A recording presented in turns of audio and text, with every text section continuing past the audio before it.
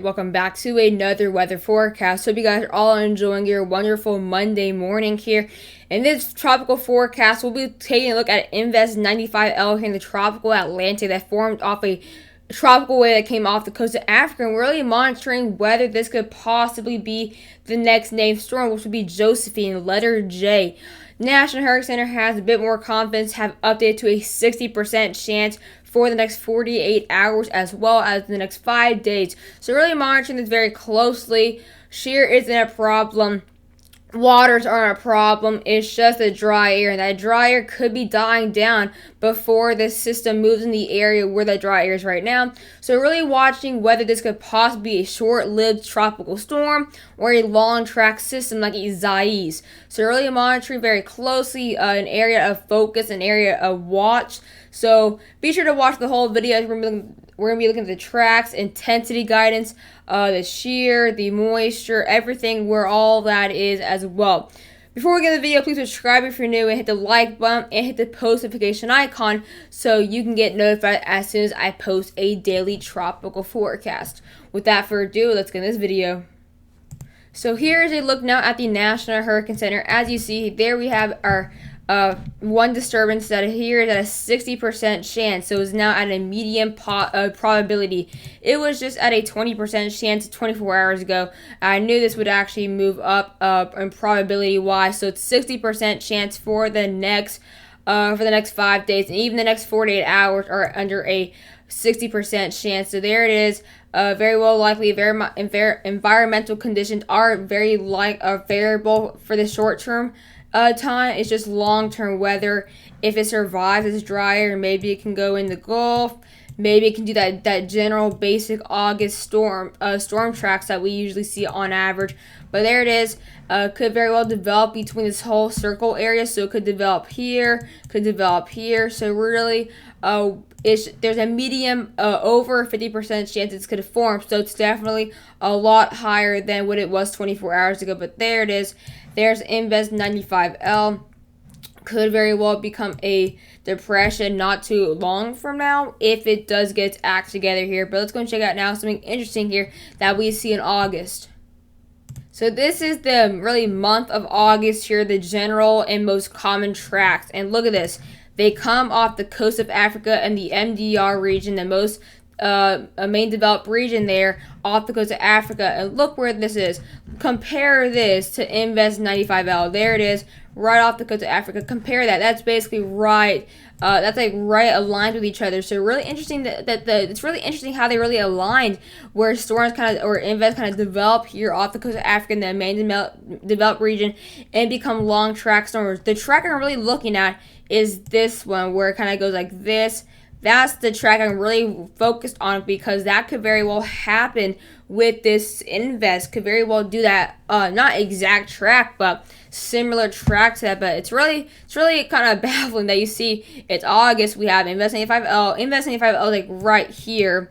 And look in general in the month of August, storms of course develop in the main and the NDR, and then they thrive in the Western Atlantic. So really, area to really focus on. As you see, most likely for tracks or impacts are obviously the Eastern Caribbean and Northern Caribbean, including the Bahamas. So this is something that's really interesting, how it's kind of aligned with Invest 95L. So really something to really keep in mind, that maybe one of these tracks can happen. Maybe it affects the Caribbean, it goes out to sea and doesn't affect the U.S. I'm really worried about the areas like Florida and even into the Eastern Gulf. I know it's super far from now, all the way up into the tropical Atlantic. But that's a little area where I'm kind of concerned if it does survive the dry air, which could very well happen. So here's a look now at satellite imagery, and here's this general storm right here is Invest. As you see, it's not as organized as yesterday. The low pressure, if you can actually right there, that's where the low pressure is.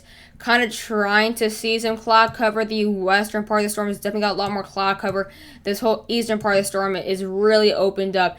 The good thing is there's no dry air to be seen in the next coming days. So that's on the bright side. So it may be extremely open low pressure, and it's not closed up. The good thing is, though, there's no dryer, so we don't have to worry about this dryer getting into it. That's the only reason why this is the only reason why this is still a threat or a possibility to be named, is because this dryer won't be affecting the storm until it's actually fully closed, or we expect it to be fully closed at that moment. But good thing is we don't have any shear in this general area that's going to mess it up. We actually have kind of a little moisture bubble somewhat. It's not the most organized moisture bubble, but you know, it's getting there. This is an invest. It's trying to get there. You know, I'm not expecting this to look like a tropical storm by the end today. I do expect it to possibly make progress on the eastern part of the low pressure system, and possibly can close up between these general cloud cover areas, or somewhat banding. We kind of have some banding. We saw a lot more organized banding actually 24 hours ago, but you know, there's always those time periods where they fall apart and then they redeem itself. Example number one, Isaias, the most recent storm. But now let's go and check out now, look at the conditions and all of that in the next coming slides. So here's this thing on satellite imagery here, or RR brightness. As you see here, there it is, this general system. This is the last time period where we got this. As you see, you know, it's right here off the coast of Africa in the we're not right off the coast of Africa, but it's basically in the main developed region here. We have a strengthening La Niña. We have a organizing MDR, really big threat. Not only are these things happening, but they're happening here in August, which is the month before the peak of the season, which is obviously September 10th and September 11th, which is that general peak of the month on average. There it is. There's that system right there. Obviously, you can kind of tell there's more of a developed or kind of more tropical-like area of convection right here, but this is a whole invest right here. So you know, not the most organized, but really keeping an eye on whether it can organize a lot more. Actually, why is my webcam in the way? It's always in the way, this webcam. There we go. So let me actually move a little bit more. There, perfect. So as you see, we have kind of a little vorticity signature right there. Here's vorticity, the latest vorticity signature. There it is, right there. That is where the system is as of right now. As you see, it's a decent vorticity signature. You know, have some nice amounts of convection. The more vorticity, the more convection you see, which means obviously more improvement. So it's a decent vorticity signature. You know, it's not impressive, but you know, it's something for right now. But that's the vorticity signature. Also, something I really want to notice is how we're getting extremely close to the La Niña status, which will obviously possibly bring in less shear and warmer SSTs. So here is the latest Niña 3.4 region update. As you see, the latest update now shows it at negative 0.463. It is this close to La Niña status. La Niña status is negative 0.5. So it is getting there. And obviously, La Niña on average brings in the most hyperactive or active seasons on average. And we've already had 9 named storms, maybe getting to our 10th by August. So really something to really worry about there. As you see, we're this close to a La Niña. This close. It's just right there at the finish line. So obviously, we won't have a La Niña immediately. You have to wait, I believe, 30 days to officially have La Niña if it's still under that area. But this is a huge improvement, as you saw where it was July 27th there at a positive neutral, but now it's dropped significantly now at a negative neutral, if not almost at a La Niña there, weak La Niña. And we're definitely seeing an improvement there with all the Niño region in the Pacific have cooled off significantly, especially Niño region 1 and 2. They have significantly helped get this La Niña drop, or this huge drop in the graph, as you can see here. And also Niño 3.4, which is between 3 and 4 regions, have also cooled off significantly. But really watching this very closely, as we're getting to that point where we might not be in a La Niña watch. We actually might be at a La Niña current status very, very soon. Here's now a look at the current SST temperatures actually here in Celsius for the northern Atlantic. As you see, look at these waters here in the MDR. They are starting to warm up a decent amount as we are having that strengthening La Niña. Could be seeing a lot warmer temperatures in the Atlantic, and we're already seeing improvement in that. Look at the Gulf right here and portions of the western Atlantic, seeing 32 degrees Celsius right off the coast of Louisiana, having once again these up to 30 to 31 degrees Celsius for the Bahamas and off the west coast of Florida. Why did I say that? But you see, really the Gulf and right here the Caribbean are really this region, the Caribbean, is really blowing up right now. It's absolutely crazy. So if a storm does go here in the Gulf and Caribbean at any moment, it'll be a big system. I will guarantee. But as you see, here's the MDR at 27 to 28 degrees Celsius. To withstand a hurricane, it has to be 26 degrees Celsius or above. And the system's around right here. It's almost in those 28 degrees. It's actually above. It's in waters above 28 degrees Celsius and could be heading to waters at 28.5 degrees Celsius very soon. But generally, seeing some very warm waters where the system is expected to be currently. We're expected to go in the future. I expected to hit land. I don't see it being a sea storm or at the sea storm or a fish storm, whatever you want to call it. I don't see that happening. This model showed that with these eyes as soon as becoming invest. I do definitely see this hitting the Leeward Islands, U.S. Virgin Islands, and British Islands. U.S. Britain Island, and then possibly maybe going to the Gulf, something like that, or possibly like that. You know, I'm not saying it's gonna hit Florida. I'm just saying that's where I wouldn't be surprised if it goes there, but. Decent waters in the general area of that's in a threat general area right here. So definitely some warm waters that are expected to go through. So that's a concern. We have very warm waters that are favorable to withstand a hurricane or a tropical system. We don't really have that much shear. It's just the dry air, but the dry air is expected to fall apart in the next coming days as the storm can get its act together. Which is the only this is why we are still talking about this possibly surviving the dry air. A lot of people are saying that this dry air here it's not going to survive. It's going to be a bust. You know, a lot of people said that he's ice, and look how it turned out almost a category 2 in mainland landfall there in Ocean Island with 85 mile an hour and 99 mile an hour wind gusts, and also brought in Cat 2 force winds for the northeast. So, you know, this is still a big threat. It's not going to do the east, obviously, with up the east corridor.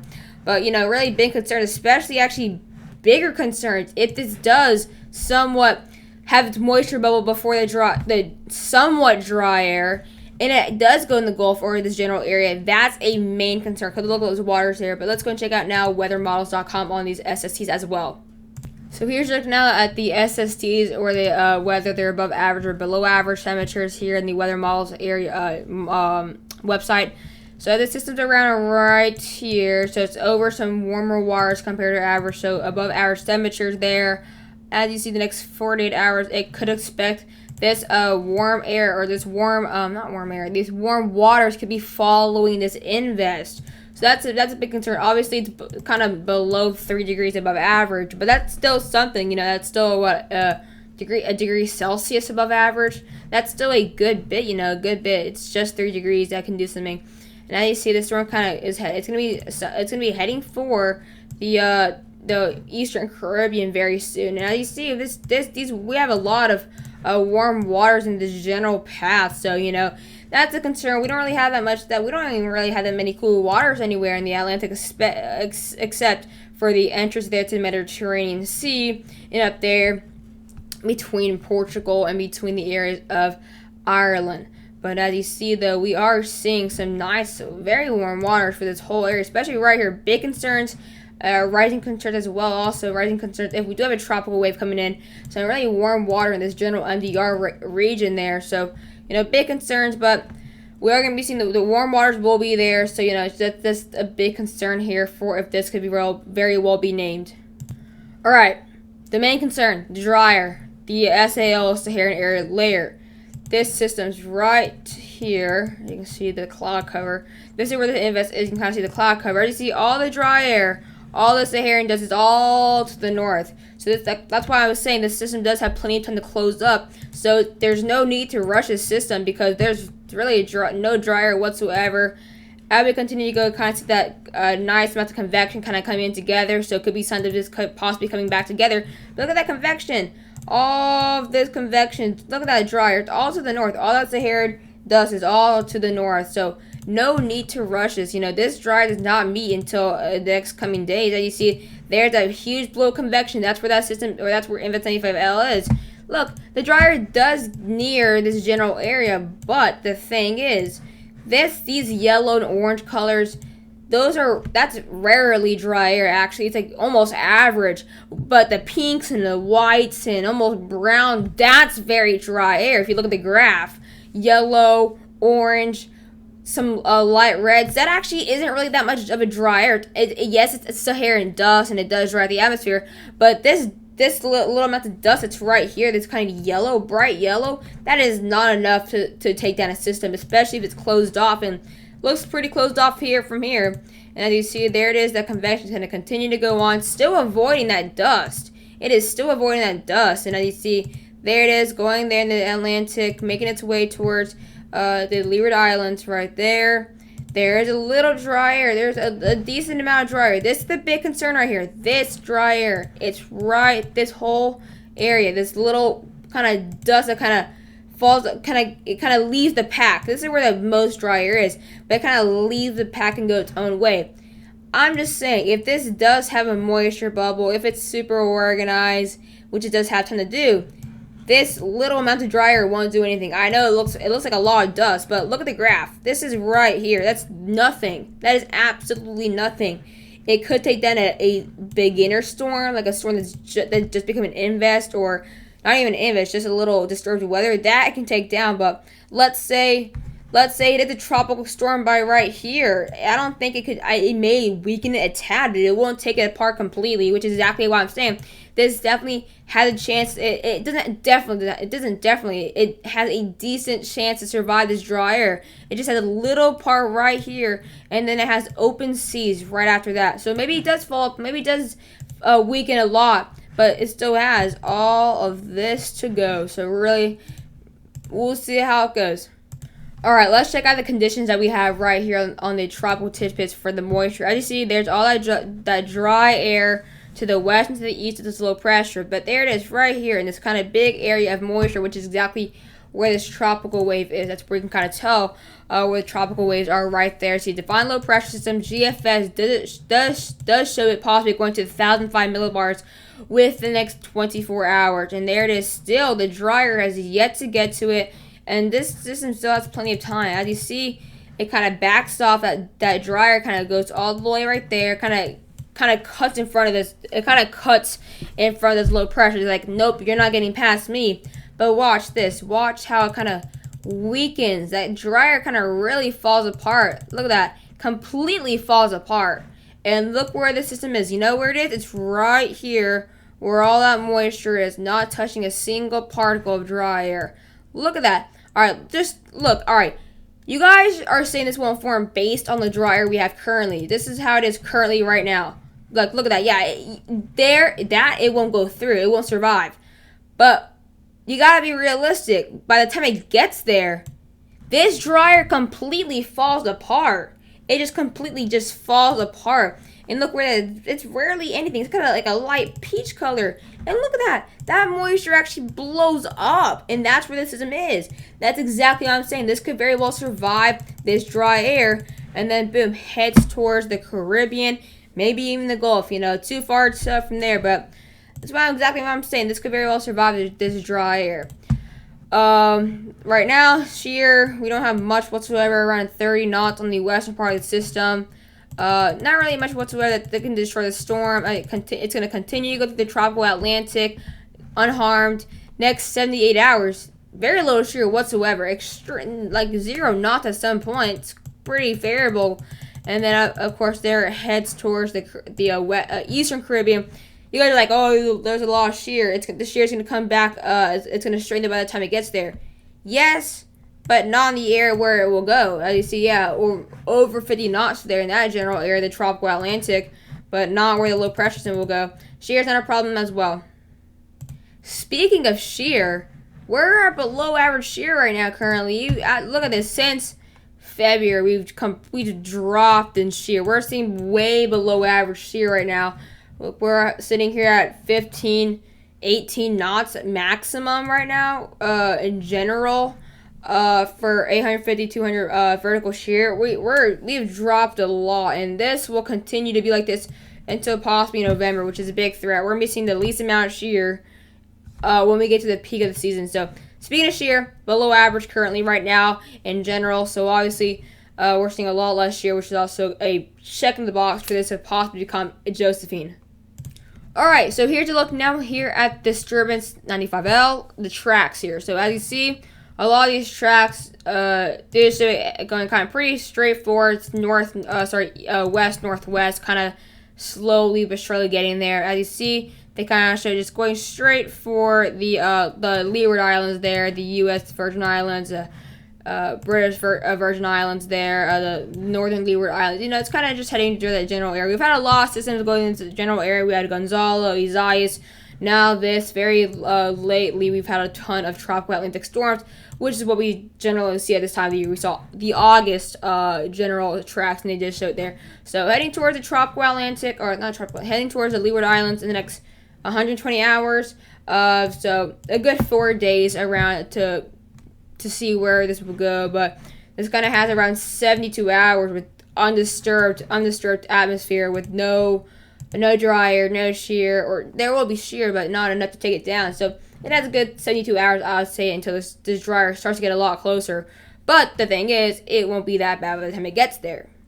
Here's another track here. This one's kind of a lot further spread. So we have the gem showing it all the way in the a fish storm. Then we have the Hawaiian model there going. Oh my gosh, I cannot draw. Going kind of more towards a Western Caribbean system. Kind of like if it does go like this, it probably like hit like Jamaica or something like that, based on what the Hawaiian model shows. But I'd say that this won't be a fish storm, but it also won't go into the Western Caribbean.